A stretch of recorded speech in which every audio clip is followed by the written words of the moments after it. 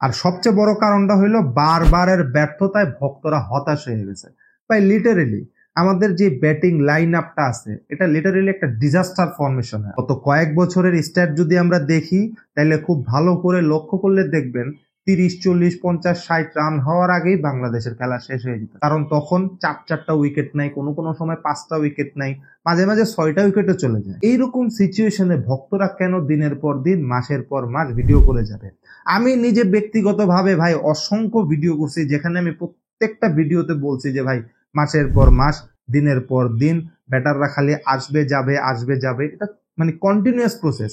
লাস্টে বিরক্ত হয়ে ওই কনটেক্সটের উপরে আমি ভিডিও করা বন্ধ করে দিছি। সো দিন শেষে কিন্তু খেলোয়াড়দের মাঠের পারফরমেন্সই সবকিছু বলে দেয়। যদি তারা ভালো পারফর্ম করে তাহলে ক্রিকেটটা ভাই এই অবস্থায় চলে আসতো না। আমার মতে ক্রিকেটারদের মাঠে ভালোভাবে না খেলাটা খুব বাজেভাবে বাংলাদেশ ক্রিকেটে এফেক্ট করছে।